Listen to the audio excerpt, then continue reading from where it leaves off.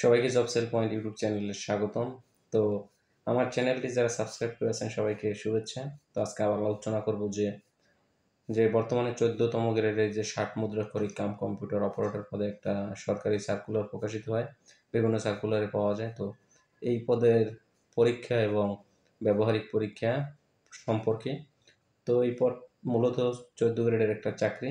তো এখানে টাইপ এবং শর্ট হ্যান্ড একটা জানার প্রয়োজন রয়েছে, কারণ এটা একটা ব্যবহারিক পরীক্ষা হয়ে থাকে। তো এখানে প্রথমে 90 মার্কের লিখিত পরীক্ষা হয়। 90 মার্কের লিখিত পরীক্ষা যে 11 থেকে 20 গ্রেডের যে সকল লিখিত পরীক্ষা প্রশ্ন হয়ে থাকে, ঠিক সেম প্যাটার্নে বাংলা, গণিত, সাধারণ জ্ঞান, ইংরেজি এই 4টা বিষয় হয়। তো সেক্ষেত্রে নম্বর বন্টনটা 15-15, 30 আর হচ্ছে গিয়ে 30 অথবা 20, 25, 25, 50 আর 20, 20, 40 এরকম থাকে। তো সেক্ষেত্রে যারা মোটামুটি এখানে পাশ করে তাদের একটা বড় বাধা হয় পরবর্তীতে গিয়ে যে তারা ব্যবহারিক পরীক্ষাটা আসলে কীভাবে দেবে। অনেকে টাইপ পারে, শর্ট হ্যান্ড পারে না।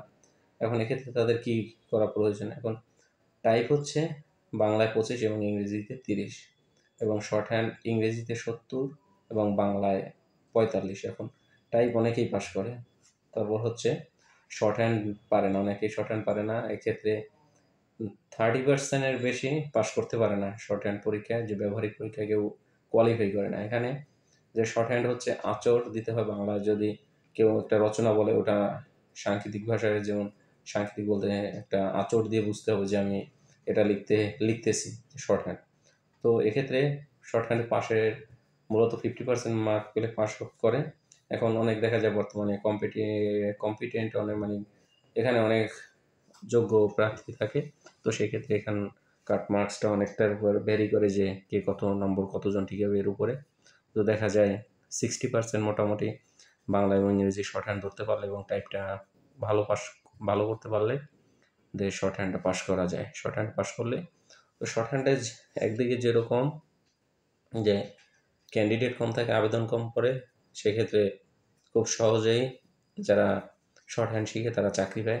একজনে একাধিক চাকরি পেতে পারে, 8, 10, 12টাও চাকরি পায় আমার দেখা মতে।